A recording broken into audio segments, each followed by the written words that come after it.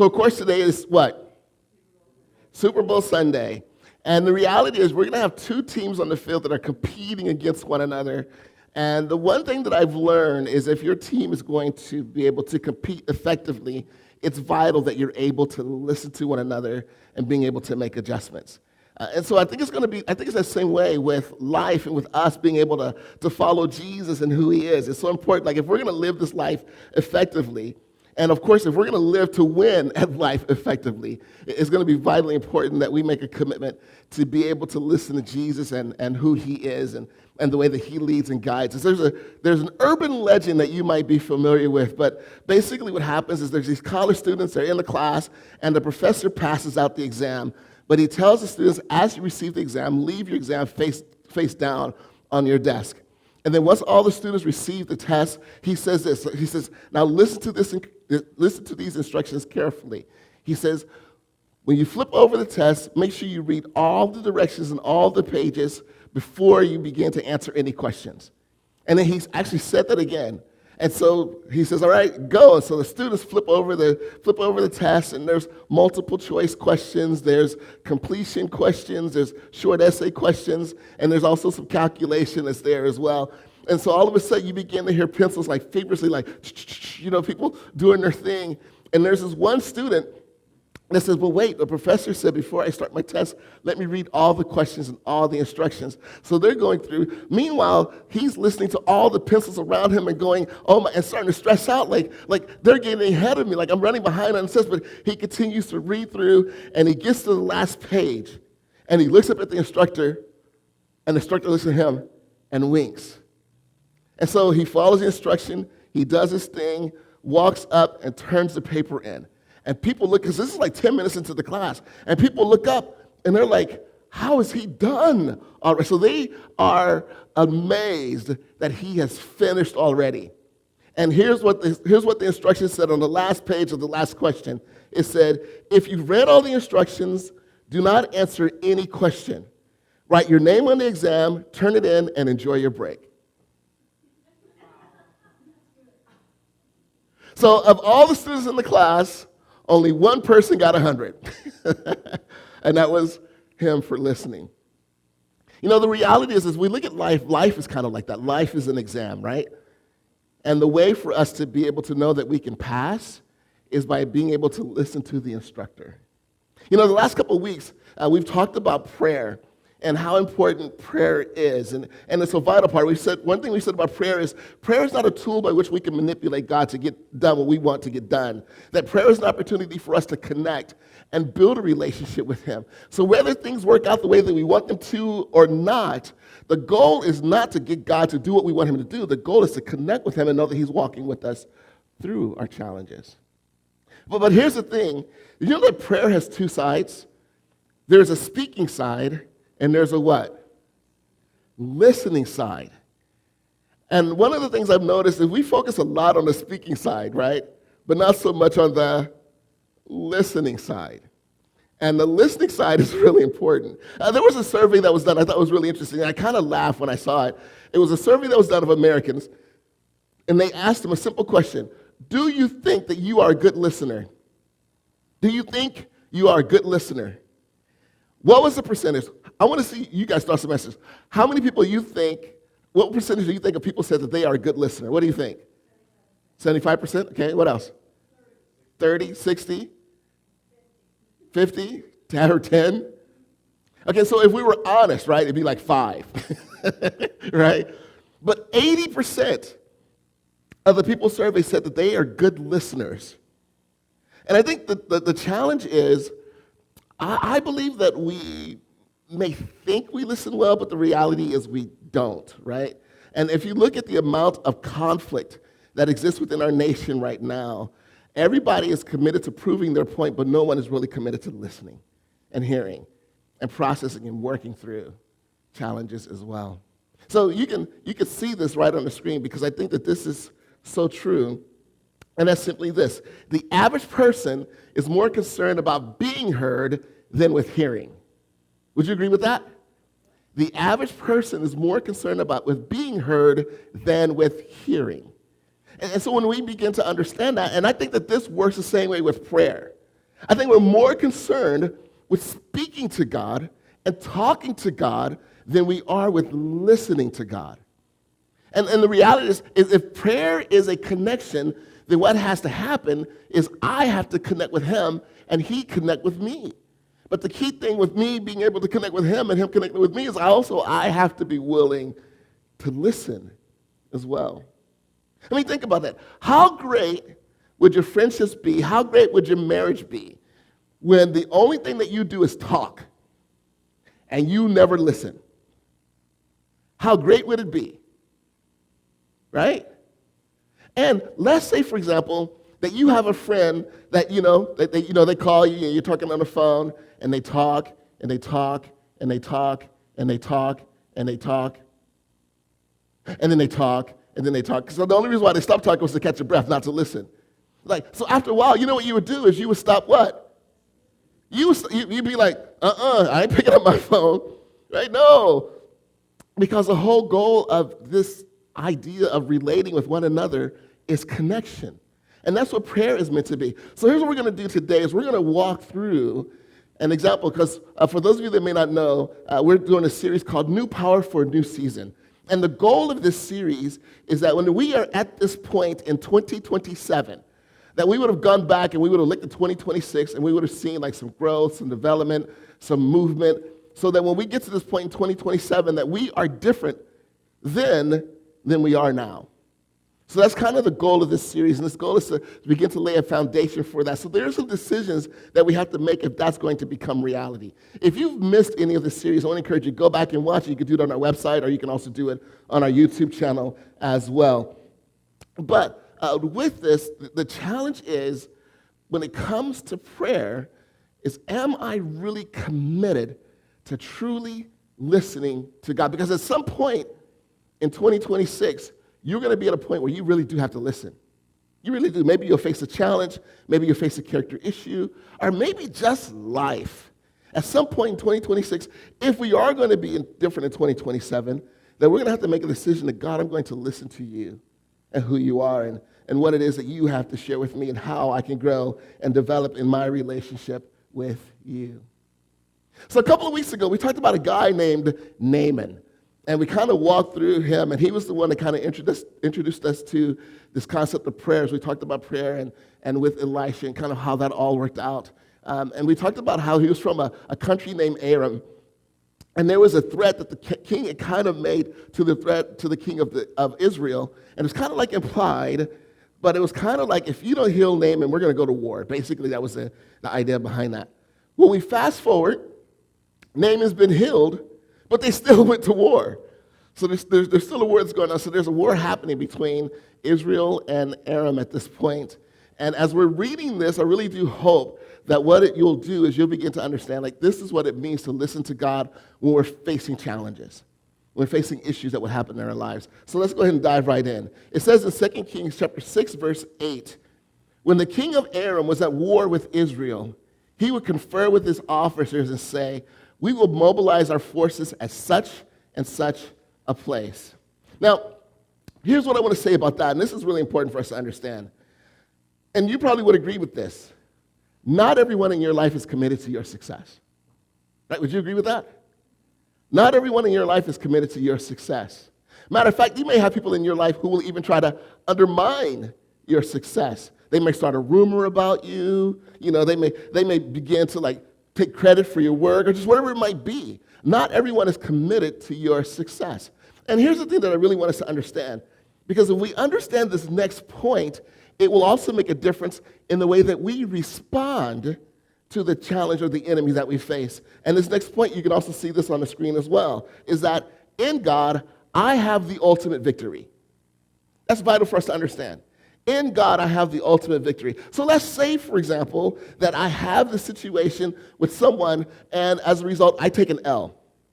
Right? I have this moment where I take an L. And the reality is, with certain people, there may be moments where they get ahead of us. There may be moments where we take an L. But the reality is, at the end of the game, at the end of life, ultimately, the one thing that they can never take from me is my position in heaven.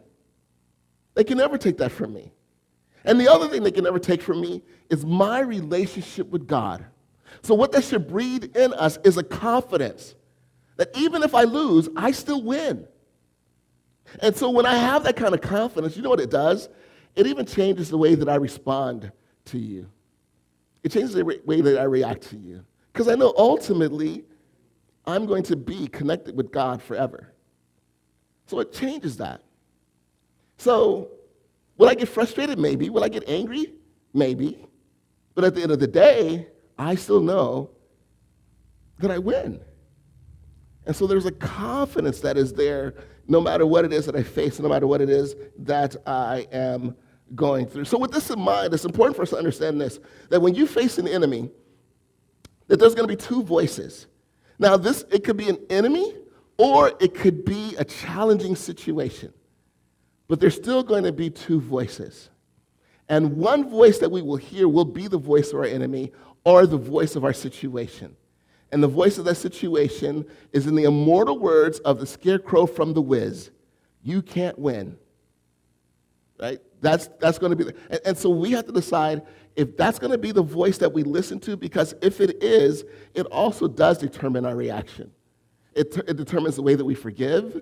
It determines the way that we hope. It determines the way that we persevere. It affects us. Or I have the opportunity to choose to listen to God's voice and hear what it is that he has to say. What is his truth?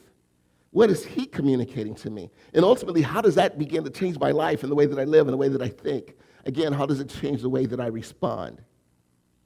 And so with that in mind, as we begin to think about that, I want to talk about just a challenge to us, and that is to make a commitment to begin to learn to listen to God. To learn to listen to God. And how do we do that? Because here's the reality. I think the truth is many of us, we choose not to listen to God, and so the only way that God can get our attention is that he has to shout or move in earth-shattering ways. Then it's like, oh, God, are you trying to get my attention? You know? But usually by that point, when God has to shout to get our attention, when God has to move the earth, rumble, rumble, rumble, to get our attention, by the time that happens, usually there's been damage that has been done. There's going to be repair work that has to be done. That there's going to be movement that has to be done. God is going to have to work in incredible, inspiring ways. But if we begin to realize this, that many times in Scripture, when we see God speak, it's not always like the parting of the sea or the voice from the cloud. Many times it's just like this gentle moment when God speaks. And so the reality is the only way that we're going to be able to hear God speak to us on a regular basis is to get to a point where we say, God, I'm going to carve out time with you just to give you the opportunity to be able to speak to my life. Whether it's 5, 10 minutes, or just whatever it might be, I'm going to carve out that time with you. And maybe during that time, I turn off the TV, I turn off the notifications on my phone, maybe even I flip my, because have you noticed this? That you could turn off the notifications on your phone, but it still be a distraction? Why? Light. Right? And as soon as you see that light, hey, what is that? So maybe even flip your phone completely over. But in that moment, and then just simply say this: God, I'm available right now for you to have this opportunity to be able to speak to me. I'm available. Now, also during that time, there are some things that we can aid in allowing ourselves to be able to hear from God. I'm going to talk about that in a moment. But the most important thing is just carve out time. Carve out time. For many of us, the main reason why we don't hear from God is because we just are too busy. We're too busy or we're too distracted. So making a commitment to say, hey, God, I'm going to carve out this time, and it's time just for me to be able to listen to you is huge. It goes on and it says in 2 Kings chapter 6, verse 9 and 10, but immediately Elisha, the man of God, would warn the king of Israel, do not go near that place, for the Arameans are planning to mobilize their troops there. So the king of Israel would send word to the place indicated by the man of God. Time and again, Elisha warned the king, so he would be on alert there. So here's the thing that's really important as well. Because what we did a couple of weeks ago is we talked about a type of person that we need to have in our lives. And when we talked about Naaman, we said the type of person that we need to have in our lives is what I call truth tellers. And what truth tellers are these are people who are able to see our weaknesses, our challenges, our shortcomings. These are people who are able to see those things and speak truth in our lives that challenges us to deal with those areas of our lives. We need truth tellers in our lives. But we also need a type of other person, or another type of person in our lives as well. And that person is what Elisha was to the king. Because of Elisha's connection with God, Elisha was able to see things that the king could not see. And so sometimes what we do is we need people in our lives that can help us because maybe because of experience, maybe because of God's guidance, but people in our lives, and I would call them advisors, but people in our lives that are able to see things that we can't see. And I would even argue this, that sometimes the main way that God speaks to us is through other people. But we do need it. And I do want to encourage you, though, be wise in the people that you make your advisors. You know, if you're trying to get marriage advice from Gertrude, who's been divorced 7 times, I don't know why I chose the name Gertrude, but if you're trying to get marriage advice from Gertrude, who's been divorced 7 times, I would say probably not the wisest advisor on your board. So you want to so the kind of people that you want on your board are people who have been through some stuff, but they've come out on the other side. They're healthier, they're growing, they're moving, they're developing. Also, the kind of advisors that you would love, that are great to have on your side as well, are people who have been through some things and they've learned some things. They've learned some challenges. I love what it says in Proverbs chapter 15, verse 22. It says, plans go wrong for lack of advice. Many advisors bring success. So also, why reinvent the wheel? Like if you're trying to do something and other people have tried to do that same thing and they have failed at it, listen to them. Because maybe there's some aspects of insight that you can gain from them that you can be able to take and that you can apply to your life. And as a result of now not having to go through the pain that they've had, I can go through and I can begin to live life differently. And as a result, I can be able to grow from their experience. So I would say take advantage of that. Listen to those advisors. I would also say this, because I know that there's also like anti-social media. And I do think that there are some challenges with social media. There's no doubt about that. There are times with our algorithm only shows us things that we want to hear. I know that that's a challenge as well. But I also believe that from the things that I've seen, sometimes on TikTok or Instagram or YouTube, there have also been some things that I've seen that are incredibly wise. And I thought, oh my goodness. And some of those things I've even brought, remember some things I'll bring into the sermon, like, oh my goodness, I saw this thing and I'll show it on the screen, that kind of thing. Like if I see really great, insightful stuff, I'm going to bring it if it speaks to what I'm talking about that week. But sometimes it can also be a source of wisdom that is there. I'll tell you, YouTube has helped me tremendously. There's some things around my house that are fixed now, thanks to YouTube. So there's some wisdom that's there. So don't automatically negate it because of maybe the fact that there's some. So yes, you do need to be wise about what it is that you take in and the information that's there. But also there's some very great wisdom that is also there as well. But seek out advice. I love what it says in Proverbs chapter 25, verse 11. It says, timely advice is lovely, like golden apples in a silver basket. I don't usually carry around silver baskets or golden apples, but it sounds delicious, right? My wife went to Trader Joe's this week, and she brought some apples home. I wish I forgot to ask her what kind of apples they were, but she brought some apples home, and man, you bite into them, and they're juicy, and they're sweet, and they're crunchy. I mean, they're just incredible. And when you have that opportunity to have like the wise advice at the right moment, that's what it is. It's like, oh man, that's exactly what I needed to hear. Now, I'll also tell you, sometimes wise advice is like, I don't want to hear that, but I need to hear it, right? But I need to hear it. But that's what it is. It's sweet. And I love what God says in Isaiah chapter 30, verses 20 and 21. It says, though the Lord gave you adversity for food and suffering for drink, and I'll explain that in a moment, he will still be with you to teach you. You will see your teacher with your own eyes. Your own ears will hear him. Right behind you, a voice will say, this is the way you should go, whether it's to the right or to the left. So basically what happened is there was adversity that had come to Israel. And the reason why the adversity came to Israel is because God was speaking. God was saying, look, go in this direction, go in this direction. And then Israel was kind of being like that little bratty kid, no, I'm not. Israel's being like, that sometimes you have that little bratty kid that parents have on a leash, right? And they're still trying to force their way. And you see, it's always funny to watch the parent because you can see the parents getting frustrated because they kind of pull the leash a little bit harder, kind of thing. But that's what Israel was like. And so God was like, okay, if you want to go your own way, he let go of the leash. It's like, go ahead and do your own thing. And it brought destruction and it brought suffering into their lives.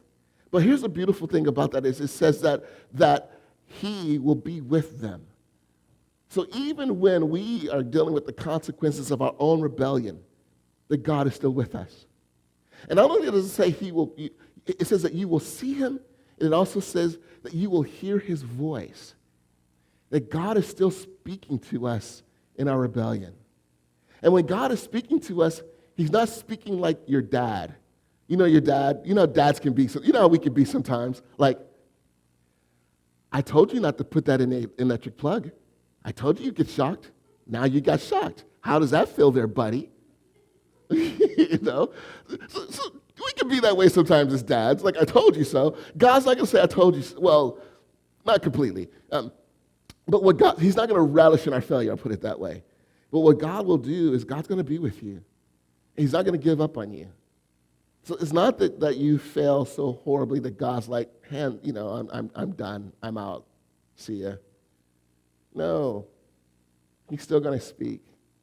But we have to make a commitment to continue to be willing to listen. And here's what I want to encourage us, because I think I talked about setting aside that 5 to 10 minute window to say, God, I'm available. Then what we can also do that will help us to be able to listen to God as well is to begin to ask questions. For example, here are 3 questions that I wrote down that we could think about. Like, what are you showing me? As I look at this challenge, as I look at what it is that I'm facing, as I look at what I'm dealing with, even in this situation, when I'm dealing with this naysayer, God, what are you showing me in this situation? Or another one could be, God, what do you want me to notice? What do you want? What stands out to you? Or God, how do you see this? So begin to ask God questions, because I think sometimes we think of silence, we think of,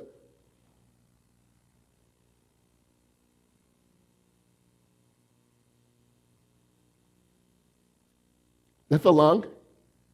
It's uncomfortable, right? I think sometimes we think of silence before God. We think that that's what it means. But also, that moment of solitude is just saying, God, I'm here. God, I'm ready to listen. And we can also just ask questions and allow God to be able to speak. Here's a question you could try right now. God, is there anyone in my life that I need to forgive? If a name popped into your head, that's God speaking to you. So make a commitment. Begin to do that. So those are things that you can do. Ask questions. It goes on, it says in 2 Kings chapter 6, verses 11 through 13, the king of Aram became very upset over this. He called his officers together and demanded, which of you is the traitor? Who has been informing the king of Israel of my plans? It's not us, my lord, the king. One of the officers replied, Elisha, the prophet in Israel, tells the king of Israel, even the words you speak in the privacy of your bedroom. So go and find out where he is, the king commanded, so I can send troops to seize him and report. And the report came back that Elisha is in Dothan. So here's the thing that I really want us to understand when it comes to faith as we look at this passage. And this is a reminder. And that is, God is at work even when we don't see him. God is at work even when we don't see him. I want to give you an example of what this could look like. Okay, so we have God, right? And we have Elisha. So God speaks to Elisha. And then Elisha speaks to the king. And then the king speaks to his general. And then the general speaks to his captain. And then the captain speaks to his lieutenant. And then the lieutenant speaks to the sergeant. And then the sergeant speaks to the private and says, we're going to go in this direction. Now, as a private, as you're marching, remember, you are several steps away from God speaking, God moving. So as a private, you're marching, right? And it's like the captain says, hey, we're going to go to Hawthorne. So you're marching on your way to Hawthorne. And then word comes like, oh, we're going to go to Lawndale now. So now you're going to Lawndale. And then, now we're going to PV. And he's like, can't they make up their mind? Now we're going to Compton. You know? Can't you make up your mind? And so what happens is, if you are the private, on the end, you are frustrated because you're taking all of these turns, all these doors keep closing for you. But what you don't realize is way up the line, God has moved, and what God has done is God is protecting you. So we have to trust that even when I don't see it, even when I don't feel it, even when I don't know it, that God is still at work behind the scenes. Which brings me to this point, you can see this right here as well. The closed door that you resent could be God's protection. The closed door that you resent could be God's protection. Because if you're that soldier, and you go on with that soldier, and you're like, man, forget what the king says. I'm going to Hawthorne. Then you run into all of the army of Aram, and you're like, ooh, I should have listened. I should have listened. So it's important for us to realize this. Just because the door closes, it could be God protecting and God moving as well. How many of you seen the movie Searching for Bobby Fischer? Have you guys seen that movie, Searching for Bobby Fischer? No one? Okay. All right, so let me tell you about it real quick.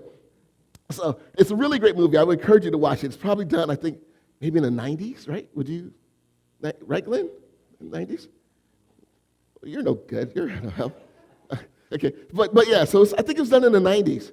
But what happens is there's this kid, his name is Josh Nipskin or something like that, and this kid turns out to be like a child prodigy when it comes to chess. Like he just picks it up and starts having like these, he starts picking up complex moves and these kind of things. And in the movie, he has two coaches. One is played by Larry Fishburne, and the other is played by Ben Kingsley.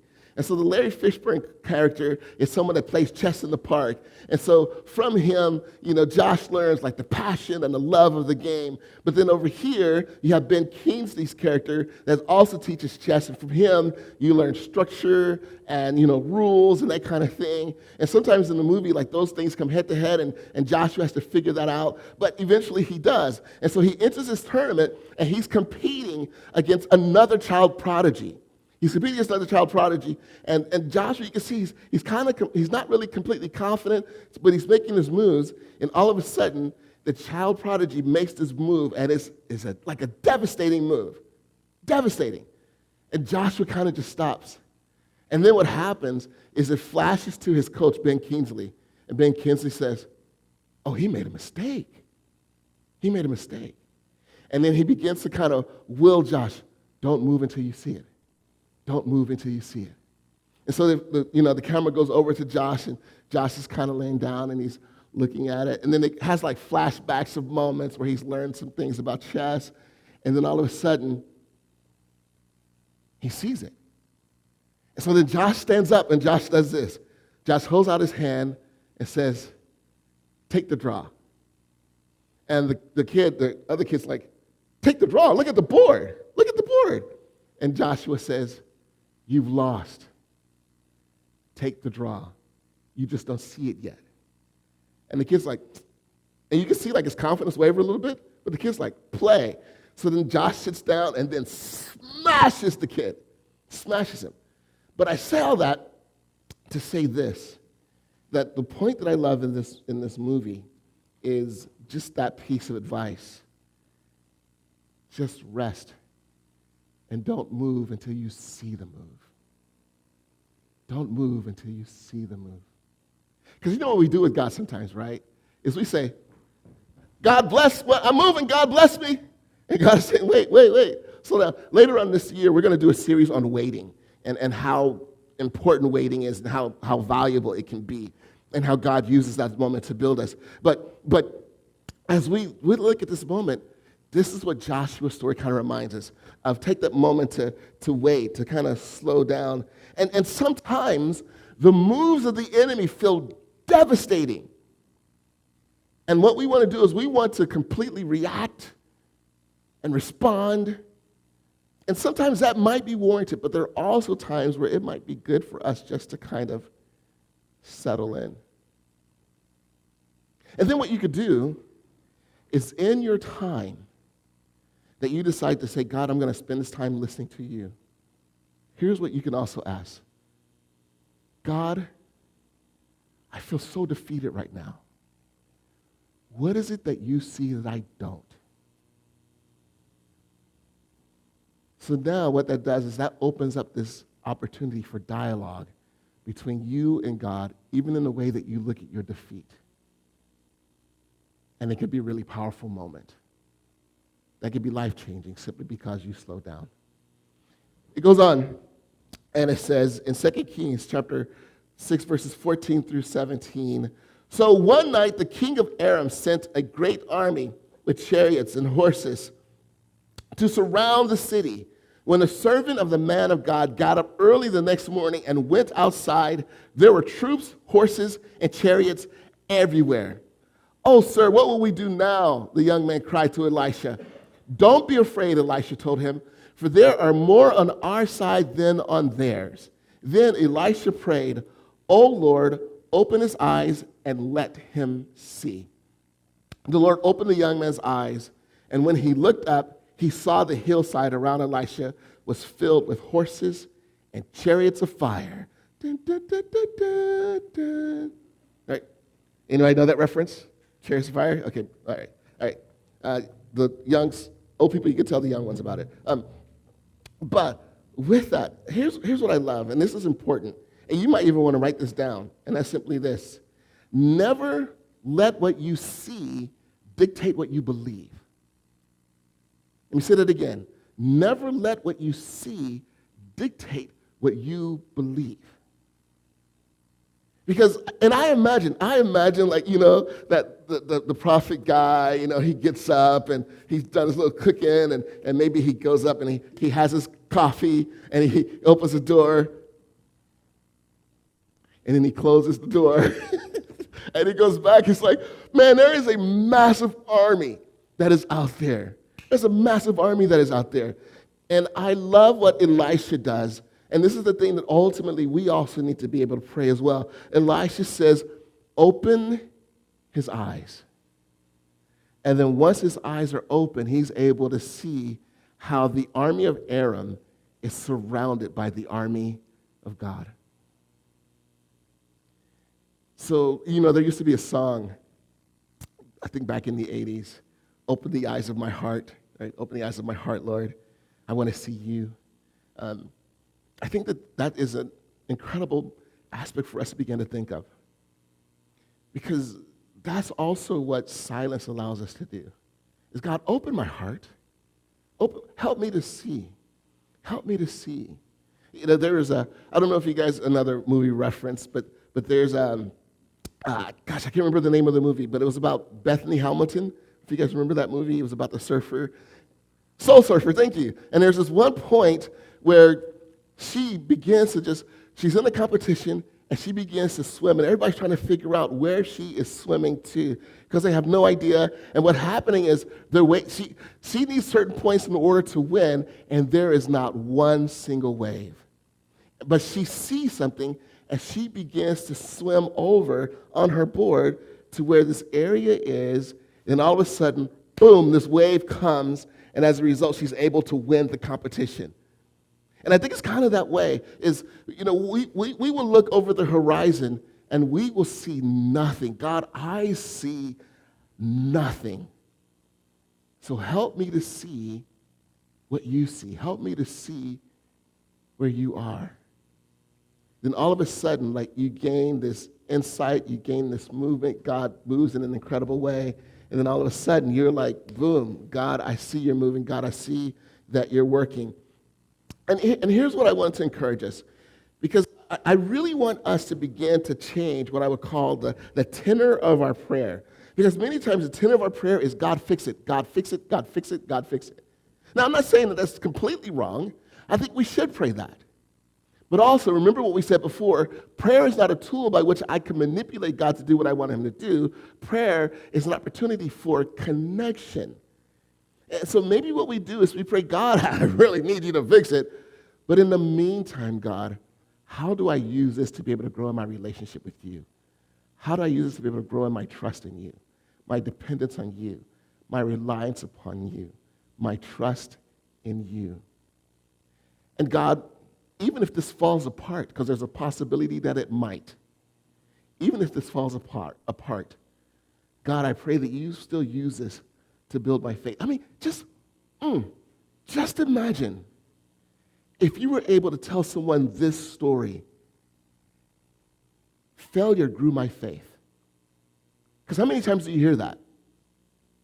Because typically when people talk about something growing their faith, it's usually because God came through, God showed up, God did incredible work. And I don't know why I'm doing each movement, but God did this, God did that. Now my faith has grown exponentially. What if someone were to say, it fell apart, but my faith grew? And then you can begin to tell the story of how your faith grew even in destruction and failure. Because God shows up. And the showing up might not be the victory. The showing up can simply be his presence. And it changes the way that I look at what it is that I face, that I deal with, and that I go through. It changes it. I mean, that's powerful. I grew in failure. And my faith in God is stronger because of it. It's not a message that people hear, but I think it's a message that people need. Now, here's the thing that you might be thinking, well, Ken, all of this is great. And I really want to listen to God, but Ken, I do have this question. What if I get it wrong? What if I think God is speaking and he's not? What if I feel like God is moving and he isn't? What if I look over the horizon and I see something and I think that's God and it isn't? What if I mess up on this listening to God thing? I'll be honest with you. You will. You will. I have been married. This year will be 27 years that I have been married. And my wife lovingly corrected me on something this morning. I'm still a work in progress. So it'll be that same way in your relationship with God. But here's the thing. You know what God will honor?